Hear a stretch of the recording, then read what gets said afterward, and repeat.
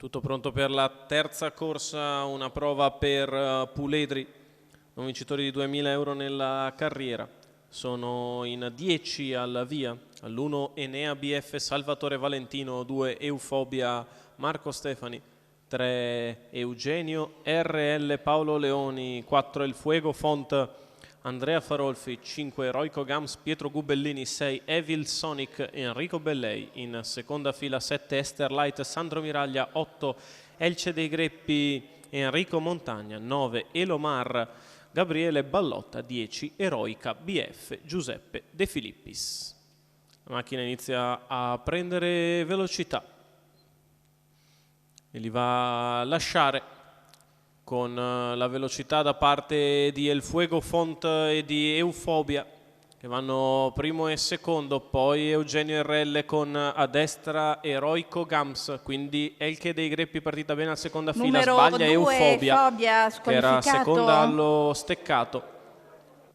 E così El Fuego Font si ritrova con 4 lunghezze nei confronti di Eroico Gams, che va a scavalcare Eugenio RL e si porta in seconda posizione avanti ad Elche dei Greppi, poi ancora Eroica BF, quindi Enea BF e gli altri. I primi 400 metri che se ne vanno in addirittura 32. El Fuego Font a gran ritmo al comando, Eroico Gams che piano piano si riavvicina.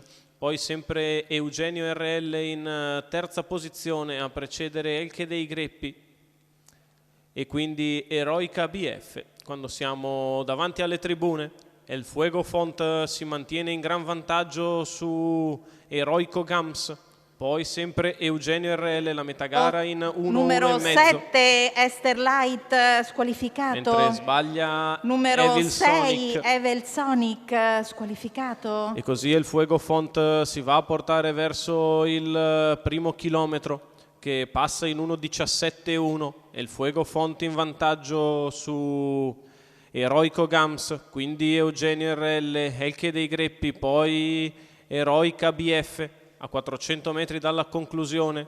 È sempre in evidenza Il Fuego Font su Eroico Gams, poi Eugenio RL in terza posizione a metà della curva finale, Il Fuego Font sempre in fuga da Eroico Gams che prova a riavvicinarsi, quindi ancora Eugenio RL in terza posizione, c'è 15,6 per la piegata conclusiva, Il Fuego in vantaggio, Eroico che prova a riavvicinarsi e Il Fuego Font in vantaggio, deve stringere i denti perché Eroico Gams si infila al suo interno e Il Fuego Font nel finale si difende da Eroico Gams. Al terzo posto Eugenio RL, 31,3 ad arrivare, 1,16,7 ragguaglio cronometrico per la vittoria di El Fuego Font ed Andrea Farolfi per il training dei fratelli Pistone. La scuderia Evam Racing Trotter ha la proprietà del figlio di Ringo Starr Treb, che coglie il suo primo successo in carriera in percorso di testa alla prima per il nuovo training Coast to Coast di El Fuego Font.